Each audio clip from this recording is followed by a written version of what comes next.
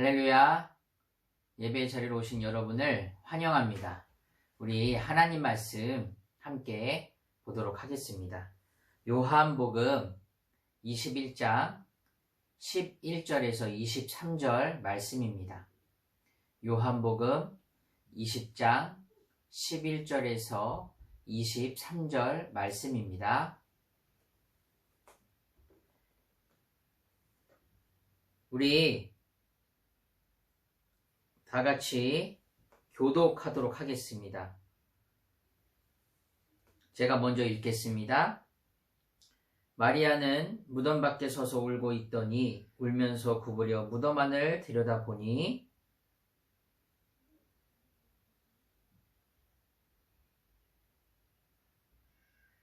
천사들이 이르되 여자여 어찌하여 우느냐? 이르되 사람들이 내 주님을 옮겨다가 어디 두었는지 내가 알지 못함이니이다.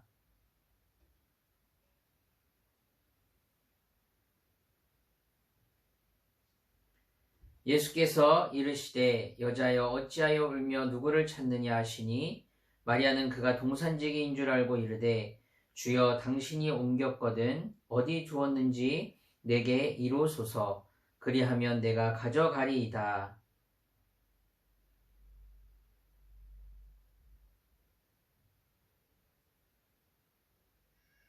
예수께서 이르시되 나를 붙들지 말라. 내가 아직 아버지께로 올라가지 아니하였노라. 너는 내 형제들에게 가서 이르되 내가 내 아버지 곧 너희 아버지 내 하나님 곧 너희 하나님께로 올라간다 하라 하시니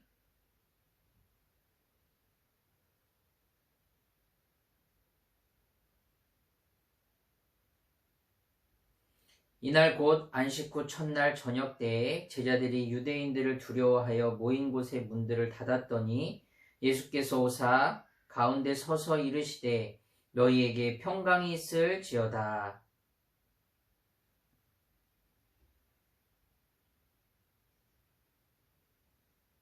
예수께서 또 이르시되 너희에게 평강이 있을지어다.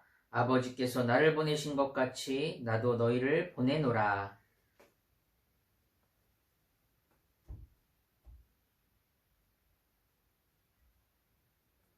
다 같이 읽습니다. 너희가 누구의 죄든지 사하면 사하여 질 것이요 누구의 죄든지 그대로 두면 그대로 있으리라 하시니라. 아멘. 기도하겠습니다. 하나님 감사합니다.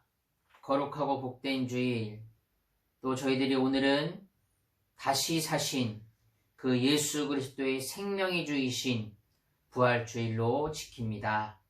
하나님, 저희들이 이 시간 예배할 때에 성령과 진리 안에서 예배하게 하시고 우리에게 친히 찾아와 주신 그 예수님의 은혜가 다시 한번 저희들의 마음 가운데 깊이 사무치는 시간 될 수 있도록 은혜를 허락하여 주옵소서.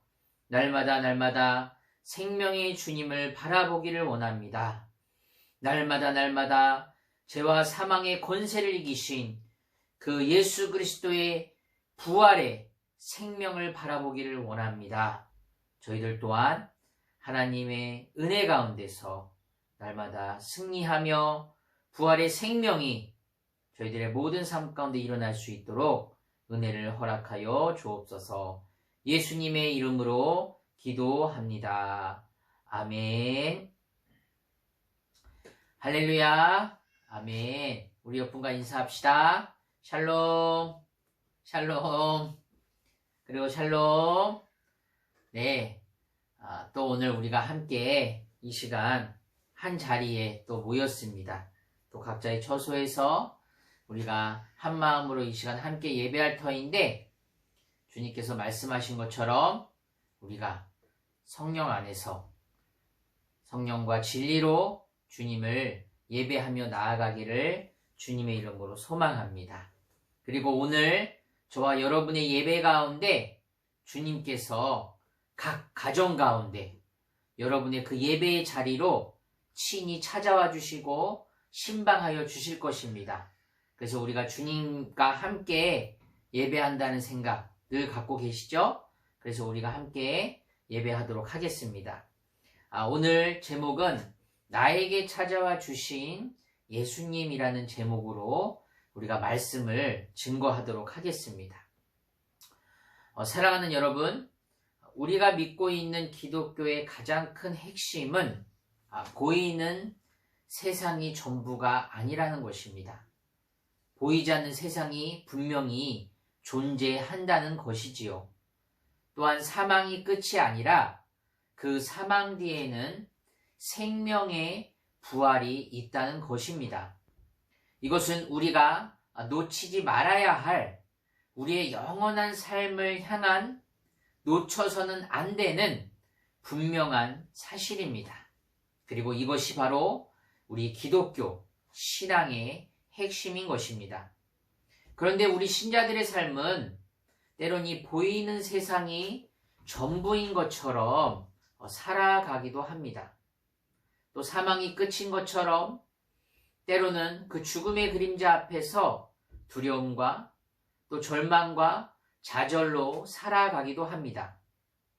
그래서 막상 눈앞에 있는 슬픔이나 고통이 우리 앞에 있게 될 때에 우리의 시야는 매우 좁아집니다. 믿음을 가지고 사는 우리이지만 눈앞에 있는 현실 때문에 고통이 더 크게 보이는 나머지 우리와 함께 하시는 주, 나와 함께 계신 그 주님을 우리가 바라보지 못할 때가 많이 있습니다. 분명히 하나님께서는 항상 그 자리에 계시고 또 항상 우리와 함께 하심에도 우리는 그것을 인식하지 못하고 나의 삶은 하나님이 안 계신 것처럼 살아갈 때가 있지 않은가 이 시간 함께 생각해 봤으면 좋겠습니다. 오늘 본문에 등장하는 마리아의 모습은 마치 보이는 것이 전부인 것처럼 살아가는 연약한 모습을 가진 한 사람의 모습이었습니다. 또한 두려움에 휩싸여서 여전히 숨어있는 제자들의 모습은 우리 인간의 연약한 모습을 보여줍니다. 오늘 본문을 보시면 마리아가 아침 일찍 예수님의 무덤으로 향합니다. 그리고 예수께서 안 계신 것을 보고 마리아는 슬피 울고 있습니다. 몸을 구부려서 그 안을 보니 흰옷 입은 두 천사가 예수님 누웠던 곳에 앉아 있습니다. 그리고 울면서 천사들에게 이야기를 합니다. 내 주를 어디 두었는지 아십니까? 사람들이 내 주를 어디로 옮겼는지 아십니까? 라며 슬피 울고 있습니다. 새벽 일찍부터 예수님의 무덤에 찾아와 예수님이 안 계신 것을 보며 슬퍼하며 예수님의 시신이 사라졌다는 사실에 크게 절망하고 있는 상황입니다. 그런데 조금만 생각해 보면 만약 그곳에 예수님의 시신이 있었다면 마리아가 울었을까요? 아니죠. 예수님의 시신이 있었다면 마리아는 울지 않아도 되었겠습니다. 만약에 시신이 그대로 있었다면 기독교라는 것은 존재하지 않았을 것입니다. 기독교라는 것은 거기에 마땅히 예수님의 시신이 없어야 하고 부활하셨어야 옳은 것입니다. 그러나 지금 마리아는 시신이 없는 것으로 인하여 슬퍼합니다. 여러분, 사도 바울이 쓴 고린도전서 15장에 보시면 주께서 다시 살아나지 않으셨다면 우리의 믿는 바는 다 헛것이로다 라고 고백한 것, 바로 이것이 사실이 될 것입니다. 기독교는 오히려 빈 무덤인 것이 위로인 것이고 그것이 소망인 것입니다. 예수님이 부활하신 것이 바로 기독교인 것입니다. 오늘 본절의 14절 15절 말씀을 한번 볼까요? 이 말을 하고 뒤로 돌이켜 예수께서 서 계신 것을 보았으나 예수이신 줄을 알지 못하더라. 예수께서 이르시되 여자여 어찌하여 울며 누구를 찾느냐 하시니 마리아는 그가 동산지기인 줄 알고 이르되 주여 당신이 옮겼거든 어디 두었는지 내게 이르소서 그리하면 내가 가져가리이다 라고 말씀합니다. 예수께서는 여자를 향해서 여자여 어찌하여 울며 누구를 찾느냐 라고 말씀하셨습니다. 이때 마리아는 그가 동산지기인 줄 알고 이르되 주여 당신이 옮겼거든 어디 두었는지 내게 이르소서 그리하면 내가 가져가리이다 라고 말합니다. 마리아가 천사에게 말을 하고 뒤를 돌아보았을 때 예수님이 서 계신 것을 봅니다. 그런데 예수님인 것을 모릅니다. 그럼 왜 마리아가 예수님을 못 알아봤을까요? 여러 가지 견해들이 있습니다. 아마 절망과 슬픔으로 인하여서 눈이 탱탱 부어가지고 눈물이 앞을 가리는 바람에 예수님을 제대로 보지 못한 것이 아닐까요? 물론 이것은 저의 사견입니다. 아마도 부활하신 예수님의 모습, 신령한 몸으로 부활하신 예수님의 모습이 이전과 달랐기 때문입니다. 이것이 학자들의 견해입니다. 이 이유가 가장 설득력이 있을 것입니다. 그런데 여기서 중요한 것은 마리아가 찾고 있었던 것은 예수님의 시신이었지 살아계신 예수님이 아니었다는 것입니다. 그래서 예수님이 말씀하시지 않습니까? 여자여 어찌하여 울고 있느냐?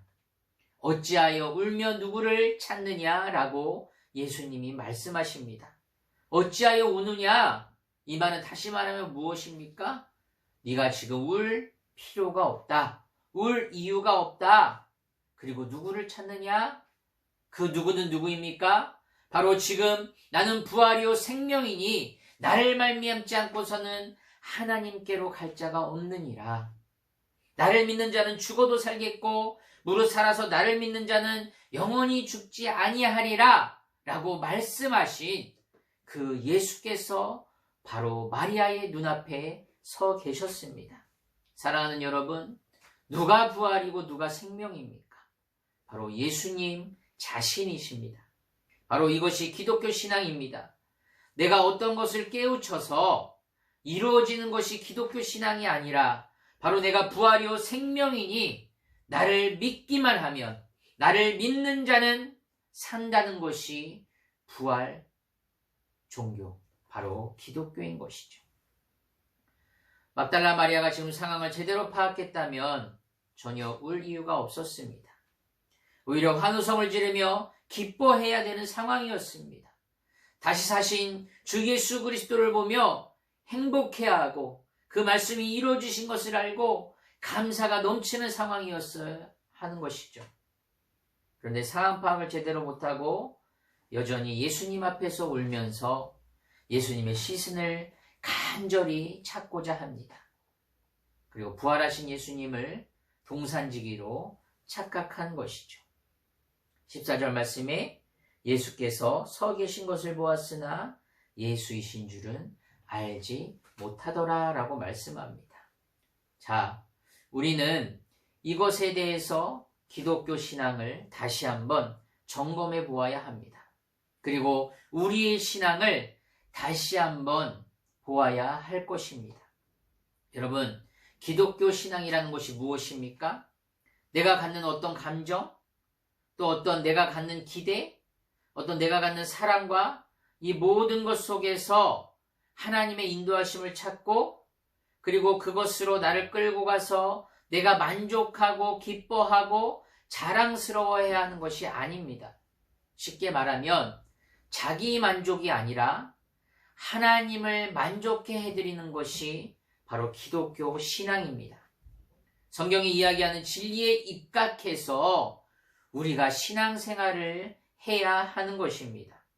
그런데 지금 마리아는 지극히 사랑하는 예수님의 시신을 잃어버렸다는 절망감 앞에 넋이 빠져 있습니다. 자신의 기준으로 현실을 인식한 것이죠. 이스라엘 백성도 마찬가지 아니었습니까? 예수님께서 이 땅 가운데 평강의 왕으로서 오셔서 예루살렘에 입성하실 때 그들이 찾은 메시아는 정치적인 메시아로서만 그 기대와 소망을 갖고 열렬히 환호하지 않았습니까?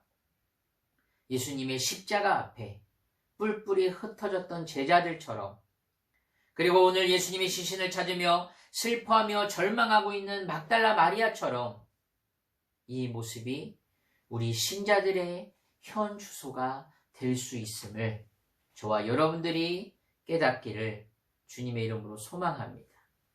그리고 이 문제에 대해서 성경은 이렇게 증거합니다. 마태복음 28장 5절과 6절 보시면 천사가 여자들에게 일러 가로되 너희는 무서워 말라. 십자가에 못 박히신 예수를 너희가 찾는 줄을 내가 아노라. 그가 여기 계시지 않고 그의 말씀하시던 대로 살아나셨느니라. 어떻게요? 말씀하시던 대로. 또 누가복음 24장 5절과 6절에 보시면 여자들이 두려워 얼굴을 땅에 대니 두 사람이 이르되 어찌하여 산자를 죽은 자 가운데서 찾느냐. 여기 계시지 않고 살아나셨느니라. 갈릴리에 계실 때에 너희에게 어떻게 말씀하셨는가를 기억하라 라고 말입니다. 그리고 엠마로 가던 두 제자에게 이렇게 말씀하셨죠. 가라사대 미련하고 선지자들의 말한 모든 것을 마음에 더디 믿는 자들이여. 여러분 어떻습니까? 성경은 예수님이 말씀하신 대로입니다. 바로 말씀대로 이루어졌습니다. 그러나 제자들과 예수님을 따르던 여인들은 예수님이 살아나심을 믿지 못하고 예수님이 살아나셔야 하는 이유와 의미를 깨닫지 못했습니다. 이 말씀을 누누이 계속해서 말씀하시고 예수님은 이미 가르치셨습니다. 그럼에도 불구하고 깨닫지 못하고 믿지 못했습니다. 바로 믿지 못했다는 것은 이해하지 못했다는 것입니다. 보고도 보지 못하고 들어도 듣지 못하는 불쌍한 사람들이 바로 우리의 모습인 것이죠. 그리고 우리가 크게 착각하고 있는 것들이 있는데 바로 우리가 신앙생활을 하면서 우리의 수준, 어떤 실력에 의해서 우리가 신자가 되고 또 하나님의 자녀로서 어떤 등급을 가진다고 우리는 생각합니다. 성경이 우리에게 이야기하는 것은 예수님께서 우리의 요청에 의해서 십자가를 지시지 않았다는 것이죠. 그리고 우리들의 기대와 소망에 부응해서 예수님이 짜잔 하고 부활하셔서 나타나신 것이 아닙니다. 3년 동안 함께 동거동락했던 제자들과 또한 예수님을 가까이 모시고 있었던 여인들까지 주님의 죽으심과 부활을 여전히 이해하고 있지 못했습니다. 여러분들이 아시는 것처럼 이들이 처음부터 예수님이 하신 말씀이나 그 뜻들, 그들이 믿는 내용을 전부 알고 있거나 통찰하고 있었던 것이 아니었죠. 그럼에도 불구하고 주님은 계속해서 그들을 부르시고 찾아가셔서 그 부르심의 소망에 합당한 자로 만들어 가시고 인도하셨다는 사실을 우리는 기억해야 합니다. 예수님께서 오늘 무덤에서 울고 있는 마리아에게 친히 찾아가셨습니다. 그리고 마리아야 하고 이름을 불러주셨습니다. 그때 그녀의 눈과 귀가 열렸고 가장 친근한 표현인 라보니라는 말로 응답하며 부활하신 예수님을 알아봅니다. 이것이 바로 기독교 복음의 핵심입니다. 오늘 예수님께서 여자여 어찌하여 우느냐 라며 저와 여러분들에게 찾아오셔서 우리를 위로하시고 또한 마리아를 부르신 것처럼 복음의 핵심은 우리가 어떤 덕을 쌓거나 믿음에 대해 통찰력이 출중하다거나 실력을 쌓아서 생명과 영혼을 얻는 것이 아니라 우리가 바로 주님께서 우리에게 친히 찾아와 주셨다는 것입니다. 바로 이것이 기독교 신앙의 핵심입니다. 제자들은 어떻습니까? 19절 말씀해 보시면 이날 곧 안식 후 첫날 저녁 때에 제자들이 유대인들을 두려워하여 모인 곳에 문들을 닫았더니 예수께서 오사 가운데 서서 이르시되 너희에게 평강이 있을지어다 라고 말씀하십니다. 예수님이 체포되실 때 도망갔던 제자들은 지금 유대인들이 무서워서 문을 굳게 잠그고 숨 죽이며 모여 있었습니다. 그리고 제자들에게 예수님이 나타났습니다. 제자들이 함께 모여 있는 곳에 예수님이 나타나신 이유가 무엇이었겠습니까? 바로 제자들의 두려움을 없애주시기 위함 아니었겠습니까? 제자들에게 찾아오셔서 이렇게 말씀하시죠. 너희들에게 평강이 있을지어다. 이 말을 19절과 21절에서 두 번 하신 것을 보면 제자들이 가지고 있던 두려움이 얼마나 컸겠는가라는 것을 우리가 알 수 있습니다. 그리고 19절에 또 보시면 문들을 닫았더니 예수께서 오사라는 말씀이 있죠. 이 원어적인 표현은 문이 닫혀 있음에도 불구하고 예수님이 오셨다라는 표현입니다. 바로 이것은 예수님께서 시공간을 초월하시는 신령한 부활의 몸을 입고 계셨음을 증거합니다. 그리고 사도 요한의 의도는 바로 두려움으로 문을 닫았을지라도 예수님이 들어오셨다라는 사실을 강조하고 있는 것이죠. 바로 두려움에 떨고 있는 제자들에게 예수님께서 지금 친히 찾아와 주셔서 바로 제자들을 향해 너희에게 평강이 있을지어다 라고 말씀하는 것입니다. 사랑하는 여러분, 절망과 슬픔 가운데 있는 마리아에게 친히 찾아오신 예수님, 두려움에 떨고 있는 제자들에게 친히 찾아와 주셔서 자신을 드러내시고 평강을 주신 예수님, 바로 우리의 절망과 슬픔이 더 이상 슬픔이 되지 않는 것, 더 이상 절망이 되지 않는 것이 바로 복음인 것입니다. 마리아의 슬픔은 사망을 이길 수 없기 때문에 빚어진, 그렇게 생각했기 때문에 빚어진 바로 이유였습니다. 아무리 사랑하던 자도, 아무리 존경하던 자도 사망으로 인해서 갈라설 수밖에 없다는 것을 그가 너무나도 익숙하게 알고 있었습니다. 그리고 그녀가 가진 최소한의 바람이 있다면 주님의 시신을 돌려받는 것이었습니다. 그런데 여기에 주님이 찾아오셨습니다. 죽음을 이기는 생명이 있음을 알게 하시고 시신으로 우리가 만나지 않으며 사망으로 우리가 끝나지 않는다는 것을 주님이 말씀하셨습니다. 바로 이것이 그리스도가 부활하신 이유입니다. 우리에게 죽음을 이긴 부활이 있다는 것은 우리를 장악하는 것들, 이 모든 제약으로 우리를 끌고 가서 결국은 사망이라는 것에 집어던져서 하나님이 다스리시는 은혜와 복주심을 이기지 못한다는 것을 의미합니다. 하나님께서 우리의 인생을 우리가 죄지은 대로 사망으로 끝내지 않고 바로 생명으로 끝내도록 만드셨기 때문입니다. 바로 이것이 주님께서 하신 이유이고 주님께서 간섭하신다는 사실입니다. 그리고 이것이 바로 부활하신다는 이유입니다. 마리아에게 친히 찾아가셔서 그녀의 무지함을 깨우치셨습니다. 슬픔을 위로하셨습니다. 절망을 희망으로 바꾸셨습니다. 제자들에게 찾아와서 자신을 나타내시고 두려움을 평강으로 바꾸셨습니다. 사랑하는 여러분, 저와 여러분의 개개인의 삶 가운데 오늘 예수님이 찾아오셨습니까? 그리고 절망과 좌절과 낙심으로 인하여서 두려움 가운데 빠져있는 여러분을 향해서 예수님이 말씀하십니다. 너에게 평강이 있을지어다. 어찌하여 울고 있느냐? 라고 말씀하시지 않겠습니까? 바로 우리의 삶 가운데 친히 찾아와 주신 주님, 바로 그리스도 안에 부활 소망으로 깨우치는 작업을 날마다 우리에게 하여 주는 것이지요. 여러분, 한 명 한 명을 하나님이 간섭하고 있다는 사실을 잊지 마십시오.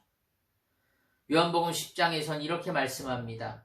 문으로 들어가는 이가 양의 목자라. 문지기는 그를 위하여 문을 열고 양은 그의 음성을 듣나니 그가 자기 양의 이름을 각각 불러 인도하여 내느니라. 자기 양을 다 내어 놓은 후에 앞서가면 양들이 그의 음성을 아는 고로 따라오되 라고 말씀합니다. 하나님께서 여러분 한 명 한 명을 지명하여 부르셨습니다. 그리고 이 음성이 여러분에게 점점 확대되고 여러분이 영원한 나라에 초대받는 것을 더 확실히 알아서 영혼을 준비하는 백성인 것은 바로 하나님의 인도와 간섭 속에 있는 것을 더 깊이 깨닫는 날들이 앞에 있을 것을 확신합니다. 우리는 그것 때문에 이렇게 모이는 것입니다. 또 부족함과 연약함과 절망과 좌절에도 불구하고 하나님이 우리를 부르셨으니 바로 승리할 것이라는 믿음에 서서 도망하지 않기로 한 사람들입니다. 친히 여러분에게 예수님께서 찾아와 주셨습니다. 친히 예수님께서 여러분 한 명 한 명을 불러 주셨습니다.